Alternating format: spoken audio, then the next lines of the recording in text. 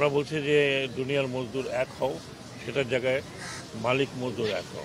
মালিক মজদুর যদি সম্পর্ক ভালো না থাকে তাহলে সেই শিল্প কারখানা প্রগ্রেস করতে পারে না। আমরা এখন যেটা দেখেছি যে অনেক মালিকের গাফিলতি আছে, অনেক মালিক এই শিল্পকে অনেক আগিয়ে নিয়ে গেছে। তো কাজেই মালিক মজদুর এক না হওয়া পর্যন্ত একটা ভালো পরিবেশ তৈরি হয়, যেটা সরকারের তরফ থেকে আমরা চেষ্টা করছি। এবং অন্তর্বর্তীকালীন সরকারের প্রচেষ্টাই হচ্ছে হিউম্যান রাইট এবং মজদুরের ন্যায্য দাবি এবং ন্যায্য পাওনা দাবি করার জন্য না লাগে, যে তার ন্যায্য পাওনাটা যেন পায়, মাসের শেষে তার বেতনটা যেন পায়, তার বেতন ভাতা যে পায়। আমি বলবো মালিকদের যে তাদের শ্রমিকদের সন্তানের মতো রাখতে। আমরা অনেক কিছু চেষ্টা করছি, সব কিছু সফল হবে কিনা আমরা জানি না। আমরা চেষ্টা করছি যে শ্রমিকদের অন্তত ন্যূনতম যা চাহিদা সেটা যত সময় মতো পূরণ হয়। আমরা চেষ্টা করছি শ্রমিকদের স্বাস্থ্য সুরক্ষা যেন হয়। আমরা চেষ্টা করছি যে ভবিষ্যতে যদি সম্ভব হয় তাহলে শ্রমিকদের আরও কিছু প্রণোদনা দেওয়া, সেটা হতে পারে some kind of rationing system, যেটা আমি বলতে পারবো না এখন। আমরা চিন্তা ভাবনা করছি, কারণ এটা তো আপনি মুখে বললে হবে না, এটা অনেক ইমপ্লিকেশন আছে।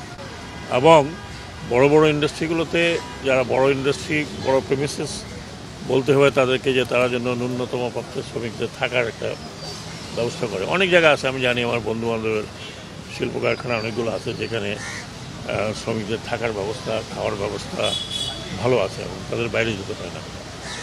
তো এইরকম অনেক কিছু আছে। আর গত 15 বছর বলবো না, 20-30 বছর আমরা যা দেখেছি, শ্রম মন্ত্রণালয় এবং অন্যান্য যেই কন্ট্রোলিং অর্গানাইজেশন আছে সেখানে সব people are sitting of conflict of interest.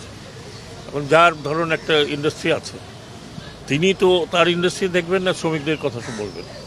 এই কনফ্লিক্ট অফ ইন্টারেস্টের কারণে বিগত সরকারের সময় শ্রমিকদের প্রতি যে ধরনের আরও উদার আচরণ করার কথা ছিল সেটা হয়নি। আমি আইএলওতে গিয়ে তাই বুঝলাম যে আমাদের উপরে প্রায় স্যাংশন হচ্ছিল।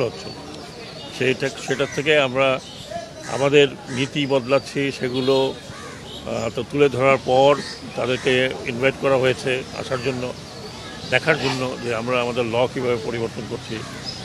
এবং এটা শুধু যে আইএলও বলেছে তা নয়, আমি মনে করি যে একটা মানবিক দৃষ্টিকোণ থেকেও করতে হবে। কিন্তু অনেক শ্রমিক এখনও তো ইনক্লুড হয়নি। যেমন এখন কথা উঠছে অপ্রচলিত শ্রমিক, যারা ইট ভাঙছে বা নির্মাণ কাজে নিয়োজিত।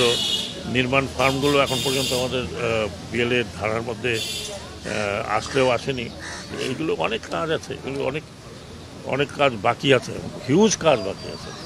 শ্রম মন্ত্রণালয় এই অবস্থায় এখন আমি যা দেখছি দিনরাত তারা কাজ করছে। আজকের দিনটি খুব বড় করে সেলিব্রেট করা হচ্ছে এই কারণে যে একটা চেঞ্জ যে বাংলাদেশে আসতে যাচ্ছে, এসেছে, সেটা একটু প্রতিফলন করা, আর কিছু না। একটা খুব যে আমরা অনেক কিছু করে ফেলেছি তা দেখাচ্ছে তা নয়, কিন্তু ভবিষ্যতে যে একটা চেঞ্জ আসছে, সেই চেঞ্জটা যাতে বজায় থাকে সেটাই পাবলিকলি ডেমনস্ট্রেশন